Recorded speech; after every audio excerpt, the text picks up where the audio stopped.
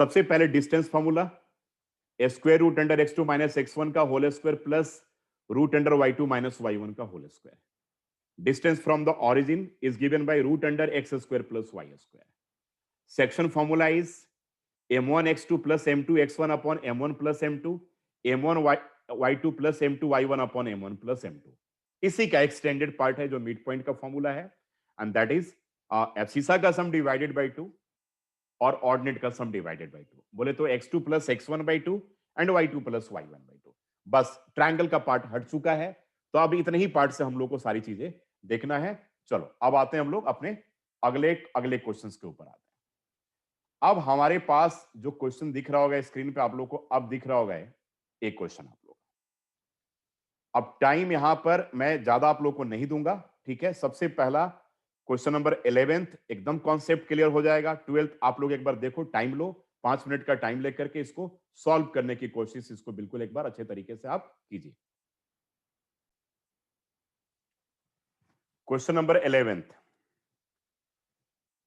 पहले क्वेश्चन को समझो. करे कि एक पी पॉइंट है जो मिड पॉइंट है. अब लो जी, मिड पॉइंट आ गया, तो अगर हम इसका फटाफट फिगर बनाने की कोशिश करें, अगर हम रफ डायग्राम बनाएं तो मिड पॉइंट है, तो इसका पी मिड पॉइंट है और सेगमेंट जो है ए बी है. चलो ए हो गया, बी हो गया. ए का कोऑर्डिनेट्स गिवन है यहां पर a/2 और उसके बाद सॉरी पी का कोऑर्डिनेट से a/2 एंड 4. यहां पर p दे दिया, a/2 एंड 4 है. अब a का कोऑर्डिनेट्स हम लिख रहे हैं. a का जो है the coordinate of a is -6,5 -6,5 और जो b का कोऑर्डिनेट है दैट इज -2,3. देखो -2,3 ये मिड पॉइंट हो गया. तो क्वेश्चन पूरा सॉल्व करने की जरूरत ही नहीं है. एब्सिसा का सम डिवाइडेड बाय 2 जो है ना, वो इसके बराबर होगा. भाई p इस पॉइंट का कोऑर्डिनेट क्या होता है, फॉर्मूला पता ही है कि x2 plus x1 by 2 and y2 plus y1 by 2. आ गया. तो इसका एब्सिसा में a है जो हमें फाइंड करना है, और इसका एब्सिसा a आ रहा है, यानी कि दोनों के एब्सिसा को कंपेयर कर देंगे. तो सीधा सा क्या हो गया, x2 प्लस x1 यानी कि -6 -2 बाई 2. इसकी तो जरूरत ऐसे भी नहीं हम लोग को, लेकिन लिखना चाहो तो लिख सकते हो कि 5 + 3/2. तो ए आ गया तुम्हारे पास क्या, -8/2 और 8/2, यानी कि -8/2 जो होगा a/2 के बराबर होगा, यानी कि a/2 जो होगा -8/2 के बराबर हो गया. ये 2 एंड 2 कट गया, a का वैल्यू -8 आ रहा था. Yes sir. -8. Yes sir. Yes sir. Right answer. Sir एक बार दोबारा एक्सप्लेन कर दो, समझ में नहीं आया. मैंने कहा कि भाई जब मिड पॉइंट का कोऑर्डिनेट निकालोगे तो एब्सिसा का सम डिवाइडेड बाय 2, ऑर्डिनेट का सम डिवाइडेड बाय 2. अरे तुम जिसका कोऑर्डिनेट तुम निकाल रहे हो और उसका कोऑर्डिनेट दे भी रखा है, तो कंपेयर नहीं करोगे. Yes sir. भाई एक वैल्यू आप फाइंड कर रहे हो, देखो जरा, एक वैल्यू आप फाइंड कर रहे हो और एक वैल्यू आपके पास गिवन है. तो एक तो आपने फाइंड किया और ये दे भी रखा है, तो भाई इसका एब्सिसा इसके एब्सिसा के बराबर, इसका ऑर्डिनेट इसके ऑर्डिनेट के बराबर. सर ये आपने मिड पॉइंट फॉर्मूला से ही निकाला ना? बिल्कुल मिड पॉइंट से निकाला भाई, बिल्कुल मिड पॉइंट से निकाला. और this is one of the most important formula. Again and again मैं इसको रिपीट कर रहा हूं बार बार. तो आ गया मिड पॉइंट का, यहां पर यूज कर लिया हमने. तो यहां पर यूज किया मिड पॉइंट का. जहां भी मिड पॉइंट वर्ड दिख जाए ना, वो आप मानकर चलो कि मिड पॉइंट वाला. अब आ जाओ क्वेश्चन नंबर 12. करे कि एबीसीडी एक रेक्टेंगल है जिसके 3 वर्टिसेस दे रखा है. चलो जी, 3 वर्टिसेस इसके गिवन है. एबीसीडी रेक्टेंगल है, रफ डायग्राम हम ड्रॉ कर लेंगे. एबीसीडी रेक्टेंगल है और जिसके 3 वर्टिसेस दे रखा है. अब क्या डायगोनल की जरूरत है वो बाद में देखेंगे, पहले हम अब पहले आते हैं यहां पर. ए का कोऑर्डिनेट 4, सॉरी एबीसीडी रेक्टेंगल. अच्छा ए का कोऑर्डिनेट नहीं गिवन है, बी का दे रखा है. चलो जी, ए का नहीं दे रखा है, बी का 4,0 है. ये रफ डायग्राम है. बी का 4,0 है, उसके बाद 4,3 है. चलो जी 4,3 है, और उसके बाद देखते हैं हम 4,3 के बाद 0,3. 0,3. लो जी, अब कह रहे कि वन ऑफ इट्स डायगोनल, काम खत्म, बीडी निकल गया सिंपल डिस्टेंस फॉर्मूला से। तो बीडी जो होगा बी से डी क्या, 0 - 4, 4 का स्क्वायर 16, अब 3 का स्क्वायर 9, यानी कि √25 5 यूनिट्स हो गया। आ गया इसका अंदर आंसर 5 यूनिट्स। अब तुम चेक करो इसका 5 यूनिट्स ऑप्शन में होगा, 5 यूनिट्स आ गया। यस और नो? Yes sir. लेकिन आप देखो इस क्वेश्चन को कैसे घुमा करके पूछा जाएगा, जरा वो देखो जरा ध्यान से। अगर पूछता कि भाई ए का कोऑर्डिनेट भी फाइंड करो,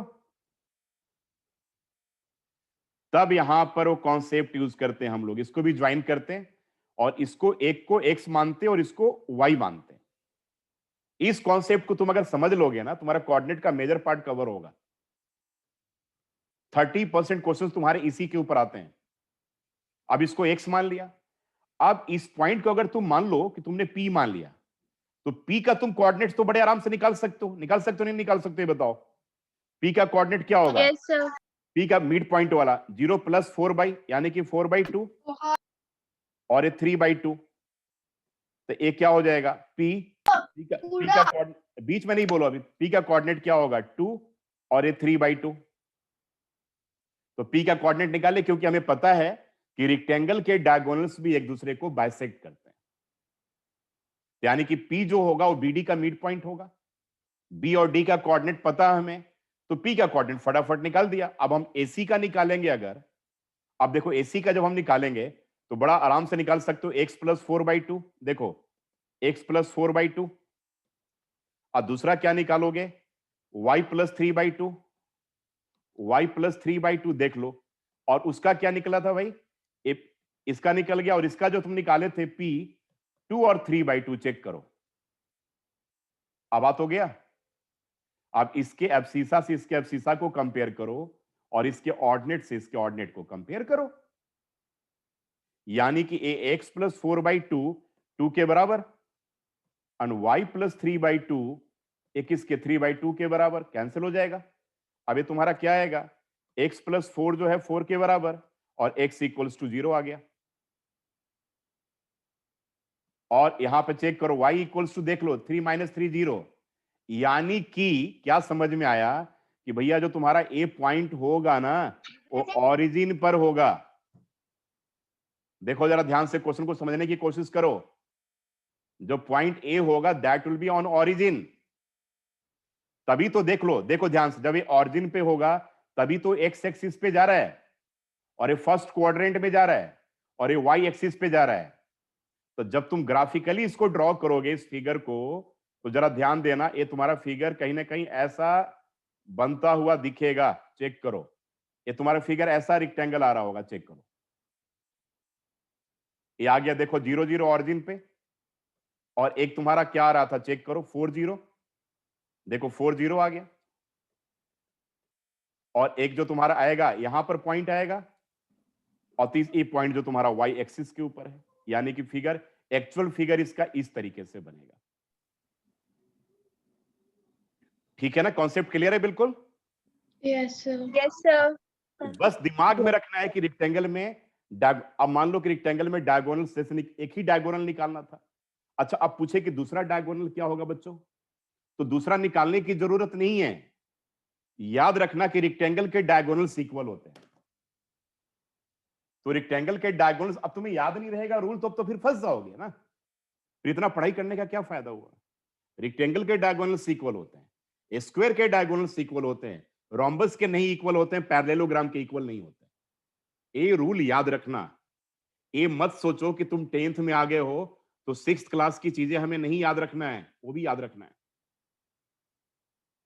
ठीक है? तो ये आपका इसका आंसर हो गया। बहुत बढ़िया क्वेश्चन था। ठीक है, यानी कि इसमें जो आंसर हमने निकाला 5 मिनट्स निकाला। Now we are coming to question number 13th में आते हैं। कह रहा है कि the coordinates of the point P, simple question है, the coordinates of the point P dividing the line segment joining the points 1 3 and 4 6 है। तो चलो ये तो सिंपल क्वेश्चन है। ये आ गया A B, A का 1 3, B का 4 एंड 6। ठीक है, ये तो ए बी हमने निकाल लिया। अब कह रहा है कि 1 3 4 6 और पी पॉइंट है जो 2:1 के रेशियो में डिवाइड कर रहा है। ठीक है, पी जो पॉइंट है वो 2:1 के रेशियो में, एक बार चेक कर लो, 2:1 के रेशियो में डिवाइड कर रहा है। This is very simple question. ये तो डायरेक्टली सेक्शन फॉर्मूला से 2:1, तो पी का कोऑर्डिनेट्स निकालना है। तो ये तो m1 x2 and plus m2 x1 upon m1 plus m2, और ये हो जाएगा m1 y2 एंड प्लस क्या होगा m2 y1 अपॉन क्या हो जाएगा m1 प्लस m2। ये तो डायरेक्टली वैल्यूज को पुट करना है, x1 y1 हो गया, x2 y2 हो गया और m1 m2 हो गया। डायरेक्टली पुट करो, you will get your answer. Rishika क्या रहा पी का कोऑर्डिनेट? ऋषिका अरीबा Yes, क्या रहा? sir. Comma 5. 3 Yes, comma sir. 3 and 5. 3 and 5, right? 3 comma 5. Yes, sir. चलो पी का कोऑर्डिनेट्स 3,5 आ रहा है, तो 3,5 जो है आपका राइट ऑप्शन होगा। ये तो सिंपल सा क्वेश्चन था। तो 13th में हम 3,5 पे आते हैं। 3,5 इसका राइट ऑप्शन है। ठीक है, अब now we are coming to next question. ठीक है, 14th क्वेश्चन में आते हैं हम लोग। आज सबके सब क्वेश्चन बड़े क्वालिटी क्वेश्चन आज। ठीक है, ये 14th क्वेश्चन में देखते हैं हम लोग। 14th में क्या कह रहा है कि if the coordinates of one end of a diameter of a circle, ध्यान से, तो पहले तुम क्या करो, सर्कल ड्रॉ करो। लो जी, सर्कल ड्रॉ कर दे रहे हैं। ये हमारा हो गया सर्कल। कह रहे if the coordinates of one end of a diameter, तो भाई ए सेंटर हो गया, तो यहां पे हमने क्या किया, ए डायमीटर हो गया। चलो, तो ये सेंटर हो गया ओ। ठीक है,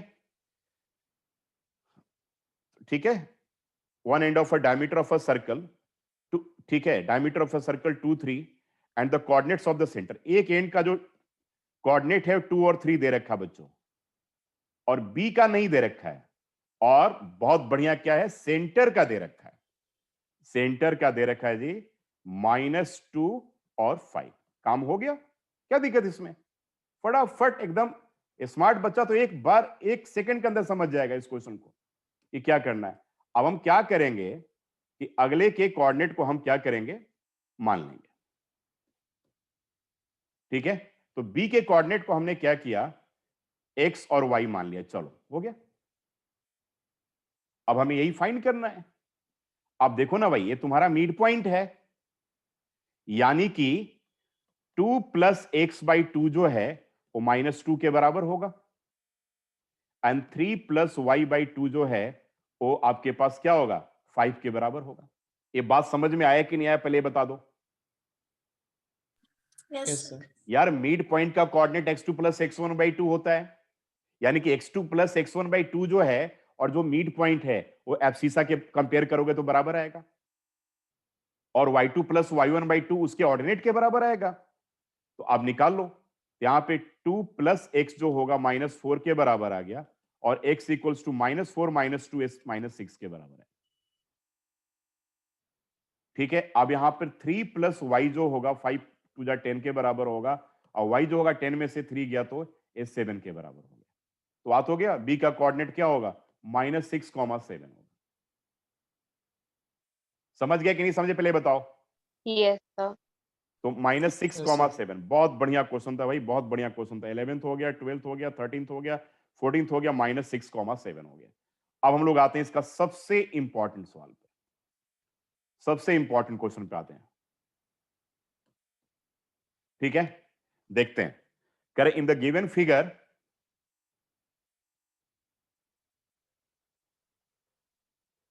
ठीक है, सबसे इंपॉर्टेंट क्वेश्चन में आते हैं इसका हम लोग 15th क्वेश्चन में।